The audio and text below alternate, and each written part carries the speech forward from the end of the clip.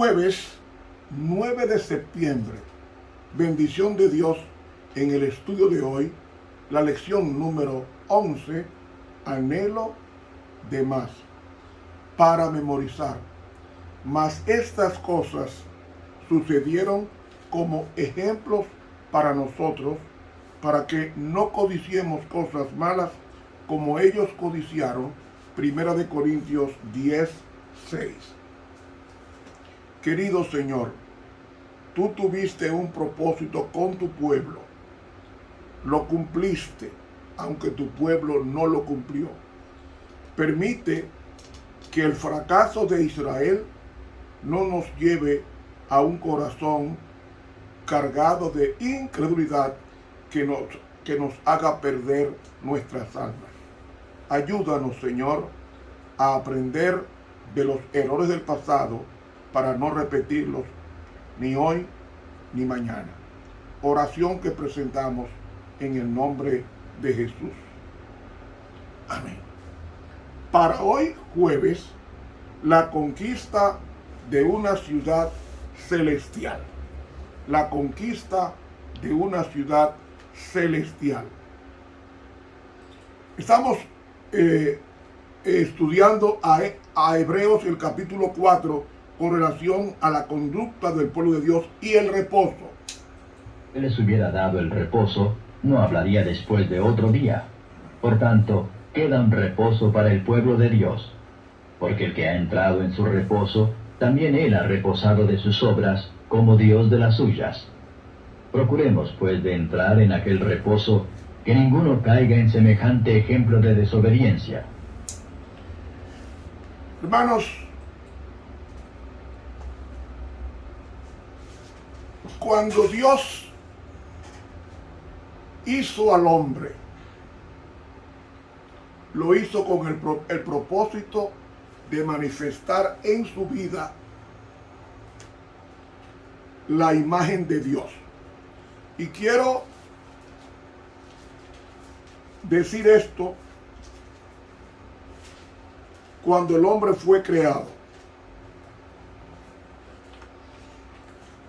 el hombre fue creado bueno, no en el sentido de que fuera perfecto, sino porque tenía todo para llegar a ser perfecto. Era la excelencia en el punto de partida, no en su término. ¿Están entendiendo?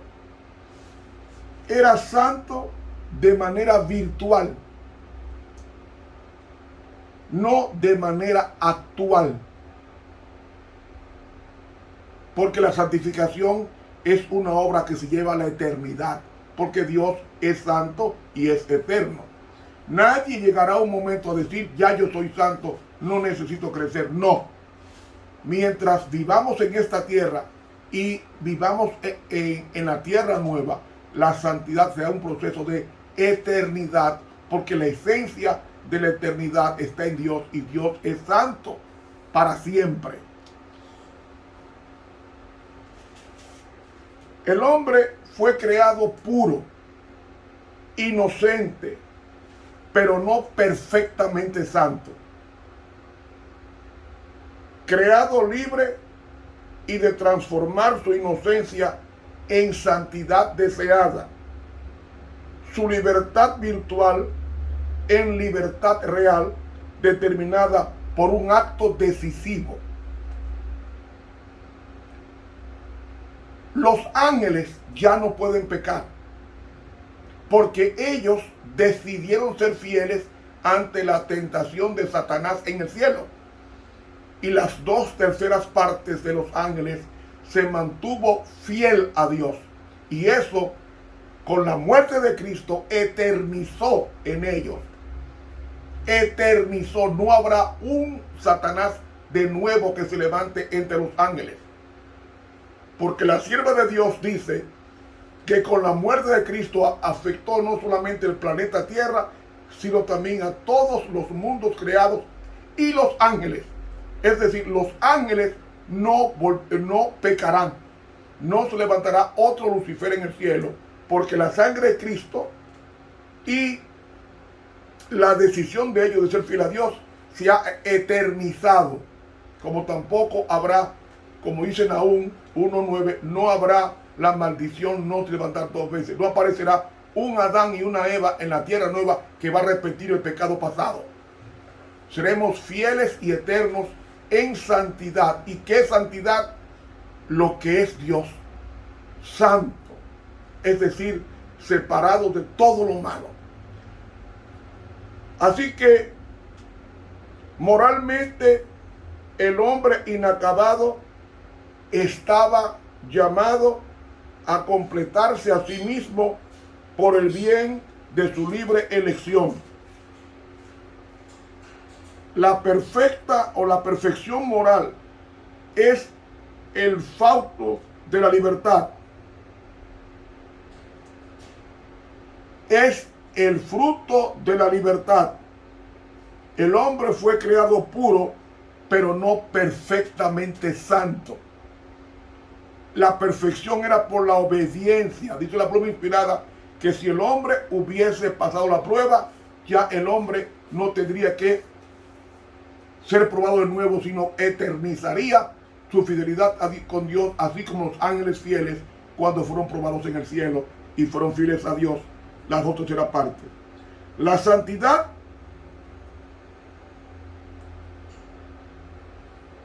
se alcanza en el ejercicio de aceptar la voluntad de Dios.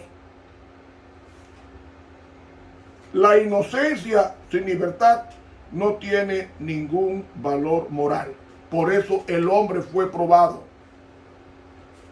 para que él decidiera si seguir a Dios o no. Y cuando el hombre rompe ese propósito de Dios, él manda un mensaje diciendo de que habría una enemistad entre la simiente de Dios y la simiente de Satanás. Esa simiente o esas simientes están divididas, son antagónicas por naturaleza. La naturaleza espiritual y la carnal, ambas son antagónicas. Y desde Génesis 3:15 vemos la simiente de Dios y la simiente de Satanás. La simiente de Dios la encontramos en Génesis 5. La simiente de Satanás está en Génesis 4. La mezcla de las dos simientes están en Génesis 6 con el diluvio. ¿Recuerdan ayer? No contendrá mi espíritu con el hombre para siempre. Ahí están las dos simientes. Los hijos de Dios se juntaron con las hijas de los hombres.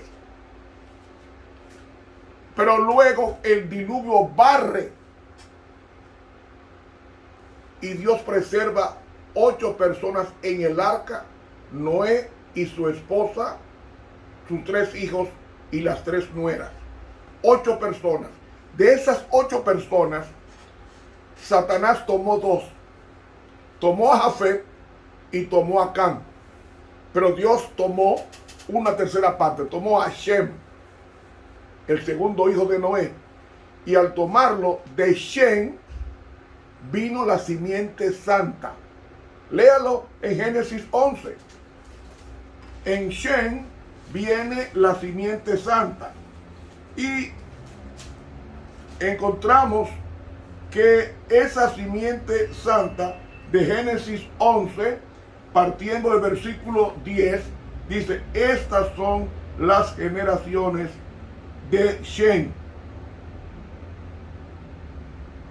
Y ahí nos habla de Shem, Arsafat, Salah, Heber, Peleg, Reú, y sigue. De Reú viene Nacor o Nahor, como se pronuncia en el hebreo. Y de Nahor viene Taré. Y de Taré, ¿quiénes vienen? Abraham. De Taré, ¿quién viene? Abraham, la simiente. De Abraham viene la simiente, Isaac. De Isaac viene la simiente, Jacob. De Jacob viene la simiente de Judá.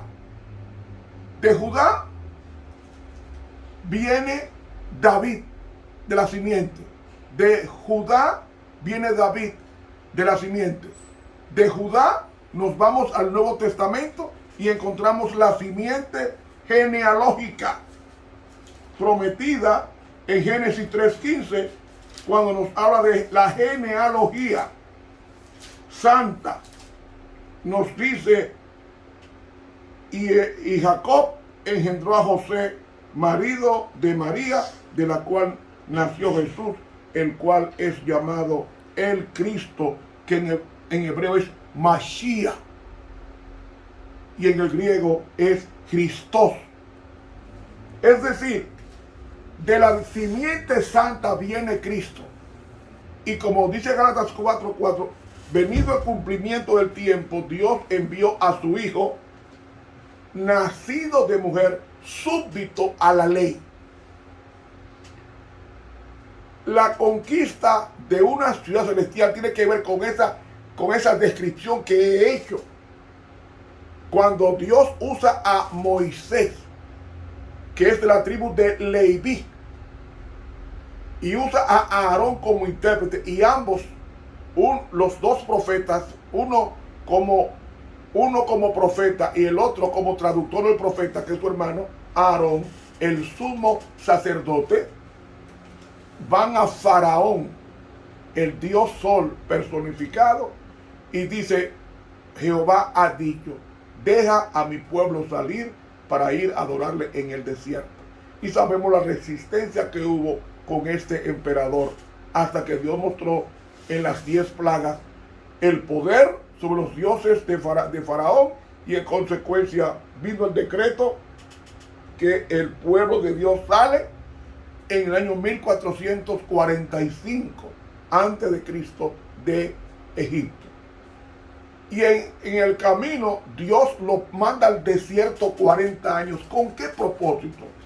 Con el propósito de desintoxicarse todas las malas costumbres, idolatría, mundanalidad y orgullo que sí existía en Egipto, y el desierto, al no estar en contacto con los demonios, ellos pudieran tener esa íntima comunión en el silencio del desierto con el Señor, mostrando esas montañas pétreas como símbolo del eterno poder de Dios. Y allí Dios proclamó en el monte Sinaí, con una altura de 6.540 pies, Moisés recibe los 10 mandamientos. Dice la Biblia que los ángeles descendieron en la proclamación de su santa ley. ¿Por qué Dios proveyó esa ley? Ya he dicho en ocasiones pasadas que esa ley era el acta matrimonial. Dios estaba casando con su pueblo y le entrega los 10 mandamientos. A partir de ahí se establece el Estado teocrático de Israel. Y el propósito era de hacer una nación santa. Y lo fue preparando en el camino. Y cuando Moisés muere Aarón, muere María, entonces Dios usa a Josué y a Caleb para que ellos cruzaran con la nueva generación, porque la rebelde quedó muerta en el desierto. Tentaron a Dios 10 veces, dice la Biblia. Y la generación vieja, la protestante, la murmuradora, quedó en el desierto. Y los de 20 años para abajo fue la nueva generación que entró, cruzó el río Jordán con Josué y Caleb y conquistaron a la tierra prometida en las batallas que hubo contra Jai, contra Jericó y los demás lugares cananeos. Pero cuando ellos fueron llevados al reposo físico, digo reposo físico porque ellos no construyeron nada, encontraron piscinas o albercas, las plantas sembradas todas en forma pletórica de frutos, las casas nuevas, todo perfecto. Ellos no tuvieron que hacer nada, simplemente entrar y ocupar cada casa que encontraron. Porque así piensa Dios con su pueblo, lo mejor. Pero eso hizo que ellos se concentraran más en lo material que en el Dios que les había dado lo material. Y se materializaron sus mentes.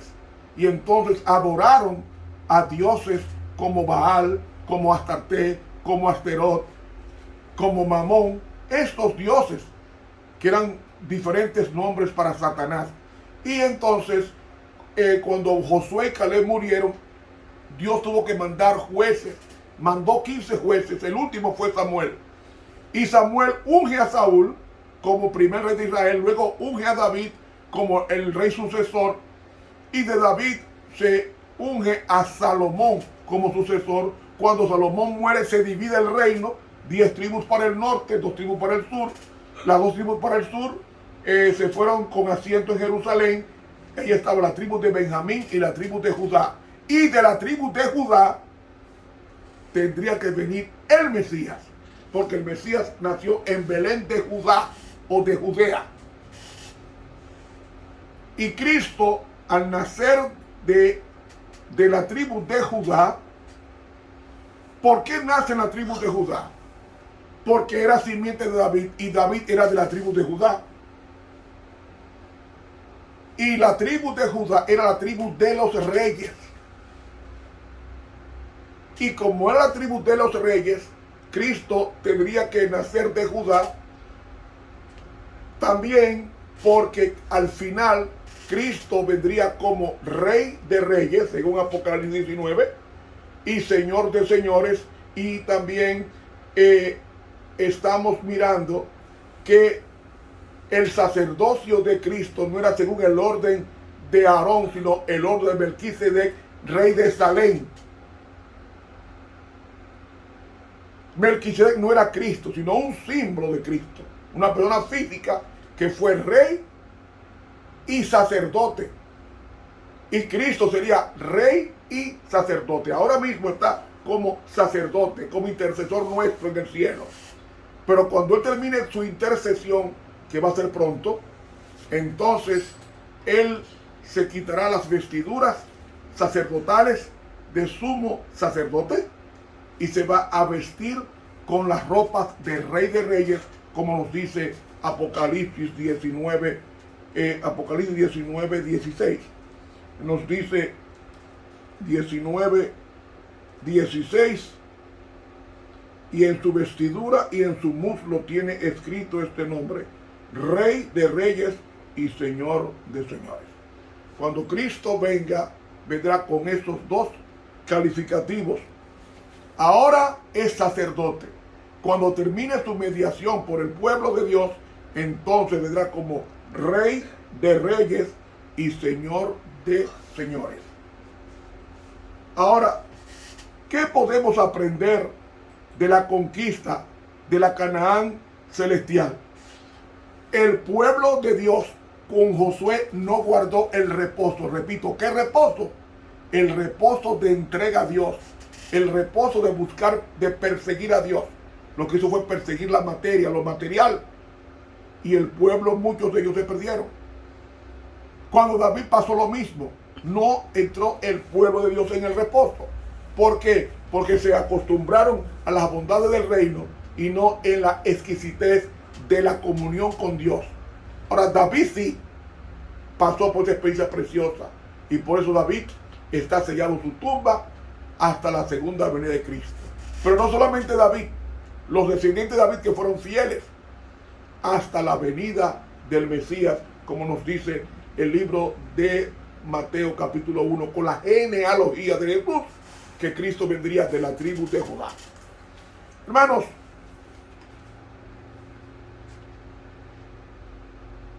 cuando nosotros nos relacionemos con Cristo, dice el libro Palabras de Vida del Gran Maestro, que Él vendrá a reclamarnos como suyos.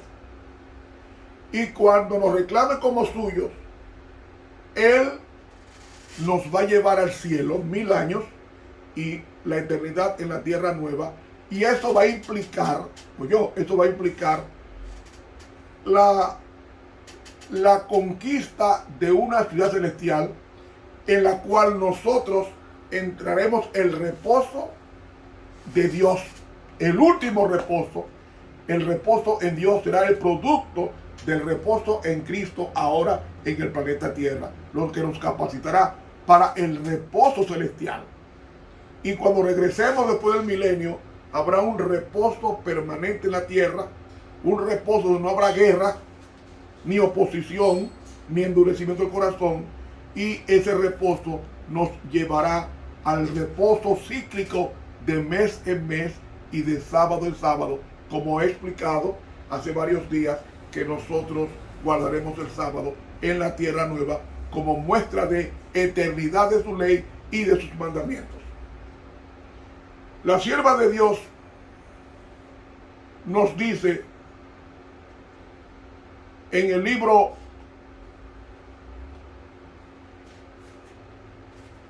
El Camino a Cristo, la página 18, dice ella: es imposible que escapemos por nosotros mismos del hoyo del pecado en el que estamos sumidos. Nuestro corazón es malo y no lo podemos cambiar. ¿Quién podrá sacar cosa limpia de inmunda? Nadie. Job 14:4. El ánimo carnal es enemistad contra Dios, pues no está sujeto a la ley de Dios ni a la verdad lo que puede estar. Romanos 8:7. La educación, la cultura, el ejercicio de la voluntad, el esfuerzo humano, todos tienen su propia esfera, pero no tienen poder para salvarnos.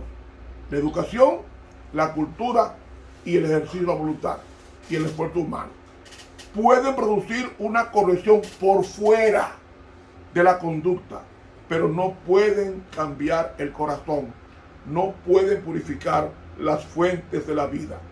Debe haber un poder que obre desde adentro, una vida nueva de lo alto, antes que el hombre pueda convertirse del pecado a la santidad. Ese poder es Cristo. Únicamente su gracia puede vivificar las facultades muertas del alma y atraer esta a Dios, a la santidad. El Camino a Cristo, página 18 de la Pluma Inspirada. Y en el libro Testimonios para la Iglesia, página 186, nos dice ella: muchos cometen un grave error en su vida religiosa al mantener la atención fija en sus sentimientos para juzgar si progresan o si declinan. Los sentimientos no son un criterio seguro. Usted, por ejemplo, le pregunta a un impío: ¿cómo te sientes? Me siento bien. Yo me siento bien, yo no necesito convertirme, yo me siento bien como estoy. ¿Ve? Los sentimientos no son un criterio seguro. No hemos de buscar en nuestro interior la evidencia de que Dios nos ha aceptado. No encontraremos allí otra cosa que motivos de desánimo. Nuestra única esperanza consiste en mirar a Jesús, el autor y el consumador de nuestra fe. Dice Hebreos 12:2. En Él está todo lo que puede inspirarnos esperanza, fe y valor. Él es nuestra justicia, nuestro consuelo y regocijo. Los que buscan consuelo en su interior se cansarán y desilusionarán. El sentimiento de nuestra debilidad e indignidad debe inducirnos a invocar con humildad de corazón el sacrificio expiatorio de Cristo. Al confiar en sus méritos, hallaremos descanso, paz y gozo. Él salva hasta lo sumo a todos los que se allegan a Dios por Él. Testimonios para la Iglesia, tomo 5, página 186 de la Pluma Inspirada. Termino con esta última cita. Palabras de vida, Gran Maestro, página 318. Cualquiera que sea la diferencia de creencia religiosa, el llamamiento de la humanidad doliente debe ser oído y contestado. Donde existe amargura de sentimientos por causa de la diferencia de la religión, puede hacerse mucho bien mediante el servicio personal. El ministerio amante quebrantará el prejuicio y ganará las almas para Dios. Palabras de vida, Gran Maestro, página 318. ¿Qué significa eso? El descanso tenemos que transmitirlo a los demás. El evangelio es descanso. Llevando el evangelio a los demás, estamos ensayando el reino que Cristo viene a reclamar como suyo en su segunda venida. Pregúntate, la conquista de una ciudad celestial no es por obra. Se conquista la ciudad llevando almas a Cristo mientras nosotros nos preparamos para la traslación. Que Dios nos bendiga. Estuvo contigo el profesor Ramón Romero.